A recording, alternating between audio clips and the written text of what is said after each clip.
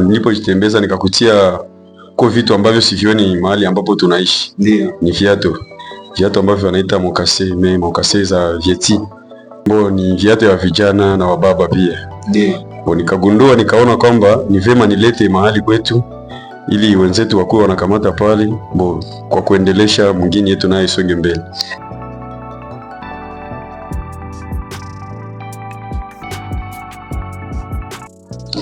Tarehe 7 mwezi wa 12 mwaka 2025, tukipatikana hapa Nyabibwe. Nimefanikiwa kuwa karibu na mwanaume, ataweza kujitambulisha. Kwa majina ni Tieme Ngende Marcele.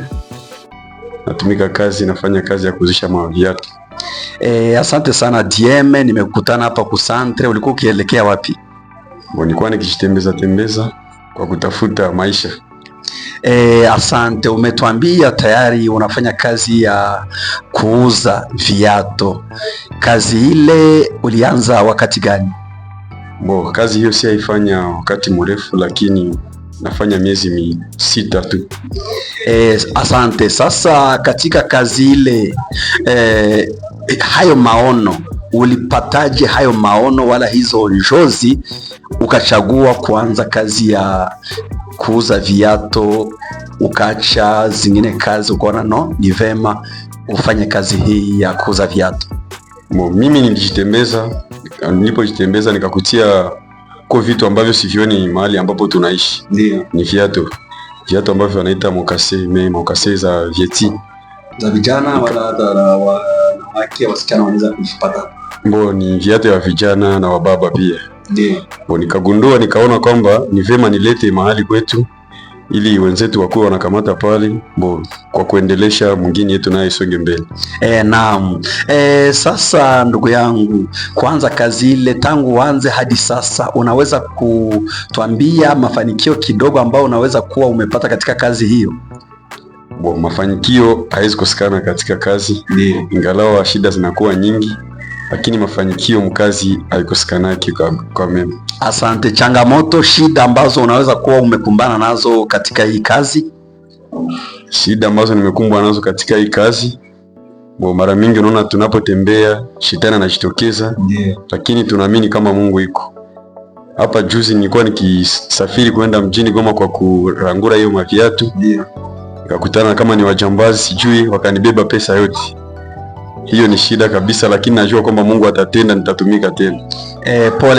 Pole sana kabisa. Sasa uliweza kurudi namna gani? Nauli wala transport ulipata namna gani inaposikika kwamba uliweza kuporewa pesa nyingi ulipokuwa huko Goma? Unaona, unapokuwa kazini unakuwa na marafiki. Niliwaita wa marafiki wakanitumia transport na nikafika vizuri, na mimi naamini kwamba watatenda na kazi itaenda mbele. Asante. Pole sana kukwama katika biashara yako, na unajua hawezi kukwama kwa kile ambacho haukukianza. Hata na hawezi kukufisha mtoto na haukuoa wala haukumzaa. Ndio maana kwa kweli inaomba tu kujipa moyo. Sasa wewe kwa sasa hauna biashara hata kidogo hapo mahali ambapo unauzishia? Kwa sasa hakuna biashara, lakini kwa wiki 2 ama 3 biashara itakuwa vimepatikana. Mimi nimewaza basi, kwa sababu umeanguka katika biashara, umepatwa na hasara, utachia pale. Nini inayo kupatia motisha? Nini inayokupatia nguvu ya kusema uendelee tena hata kama inaonekana ya kwamba umekwama? Ingawa nimekwama, nitapiganisha. Sitakosa mahali ambapo nitatafutia pesa ambazo nitarudisha. Lakini kazi iende mbele, wa vijana wapate maviatu ya mzuri. Asante. Una ng'ombe, una shamba yenye utauzisha uweze kupata pesa, wala niseme ni strategy gani ambazo unafikiria kuzifuatilia ili upate pesa? Sina ng'ombe. Shamba ziko, lakini sizo cha sama kwa kuuza maviatu. Kitu ambacho nitafanya, kuna wale ambao nilikopesa mapesa watanirudishia, mimi natumika kazi, ninaenda mbele. Asante. Wewe umeoa wala bado? Mimi nishaoa. Una watoto wangapi? Na watoto 2. Kwani inaonekana ulioa ukiwa mdogo, kwa nini ulipendelea hata zaidi kwa? Naona wewe ungaliki bado kijana hata na kuzidi umri. Mimi nilioa na ningali mdogo sababu nilikuwa na marafiki zangu wamoja wakafariki, nikaona nioe isifariki na mimi nasia zangu. Asante.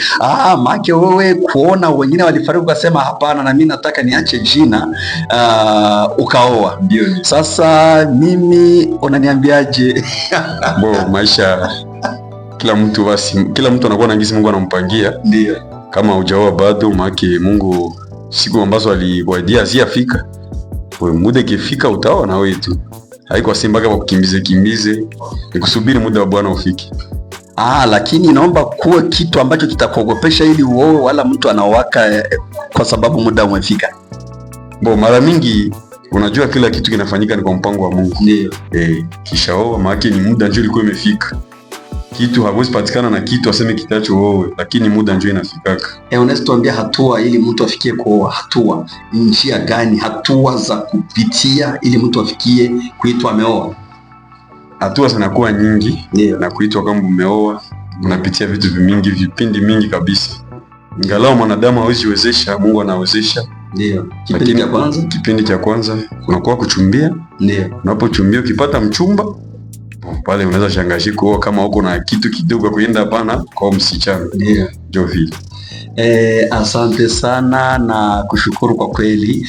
Na msikilizaji, utakapokuwa ukitusikiliza, nimefanikiwa kuongea na Baba Diem kwa kweli, kwa kicheko na kwa maongezi mazuri. Tunaendelea kubarikiwa. Wewe umesema tayari umeoa, una wasichana hata iwe kwako wala hata katika familia, kwa sababu unaona hata vijana wengi hapa nyumbani wanasema waowe hivi.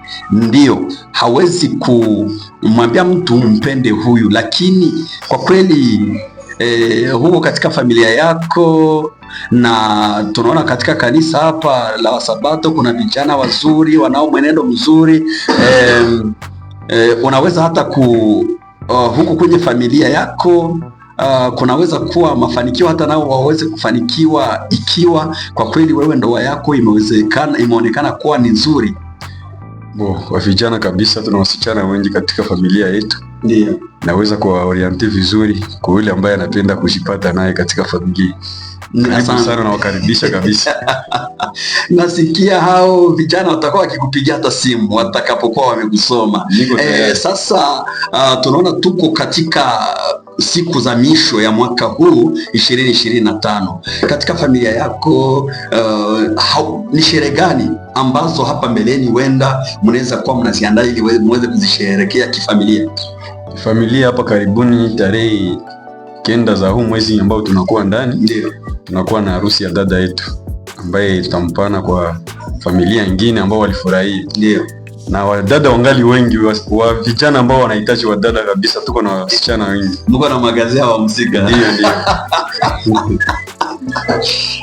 Sasa kwa marafiki wa familia yako na majirani, unawaambia nini kuhusu hizo sherehe? Utaweza kushare wewe mwenyewe? Kwa sherehe hiyo tunakaribisha kila mtu kabisa, hatuna mpaka, hatutie mpaka kwa mtu. Ndio. Karibu kwa kila mtu ambaye atakuwa na wakati na ujio utatufurahisha zaidi. Asante sana. Kabla tuweze kuhitimisha kipindi chetu cha leo, una ujumbe gani kwa wakazi wote wa Nyabibwe, hasa vijana na waume, kwa hiyo kazi, hata kama umeanguka lakini unafikiria kwanza tena, una ujumbe gani kuhusu kazi yako ya biashara kwa hao watu ambao watakuwa wameweza kukusikiliza? Vijana wa Nyabibwe nawaambia hata kama nikutana na shida hiyo, ndio, usife moyo, Mungu atatenda, tutatumika na vitu vitenda mzuri, mwingine tutasonga mbele kabisa. Asante. Sasa huna jambo fulani la kuwakaribisha kuona tunakaribia siku za sherehe za misho ya mwaka, haupendelee wapendeze, neno gani ambalo watarajie kwa mwaka huu ambao tunataka uanze, mwaka wa 2026? Ndio. Kitu ambacho naombea ni mibaraka mingi, sababu mwaka huu tulipitia vipindi vibaya sana. Ndio. Lakini mwaka ambao inakuja kabisa, tukutanani tunapokuwa tumetakaswa sio wote na maisha haibatiliki. Unaona mwa 2025 kwa hii mwisho ndio utaanza mara tena kazi, wala wakusubirie mwanzoni mwa mwaka huu unaokuja? Kwa sababu mwaka huu tunaokomesha, ndio basi tutaomba Mungu atende katika mwaka 2026 ni tena tuanze kazi mzuri kabisa, na tumejipanga vizuri. Manake wanapotumia hela kwenye za kuuza nyama, kuuza mambo mengi ya sherehe, waweke kidogo ya kuweza kuja kununua viatu vizuri. Ndio kabisa, wanikumbuke katika kazi yangu, na mimi wasikule zote wamalize. Ajue kama mu February tutakuwa tuko kabisa, tuko tunatumika bila shaka. Asante sana ndugu msikilizaji, nilikuwa nikiongea na mmoja mwendesha biashara wa viatu kwa ajili ya vijana na wababa, Diem akiwa mkazi wa hapa Nyabibwe, na ametuambia namna gani alipendelea kuanza kazi hiyo ya kuuza viatu, licha amepatwa na hasara anapoporewa hela alipokuwa akienda nunua bidhaa huko Goma, lakini ana matumaini katika maisha yako, katika kazi yako unaofanya. Kuna changamoto, lakini tu vumilia, kuwa na subira. Unapoanguka usisimame, usikose simama. Kuanguka, unaanguka hautapenda kusimama, ndio kushindwa katika maisha. Pambana, vumilia. Wale ambao wanavumilia, na hata unapoanguka katika biashara, hapo uzoefu unakuja. Simama, uwe na matumaini na fanya kazi, kwa sababu Mungu alikampatia mwanadamu kazi. Jifanyizie kazi, itakuepusha kulombalomba, itakuepusha kuwa mwizi, itakuepusha na mitego mbalimbali ya mwovu shetani. Na kushukuru sana Bwana Diem kuona umeshiriki nasi kwenye kipindi cha siku ya leo kwa ajili ya Ethan Media. Asante pia, nami nawashukuru kabisa. Barikiwa sana.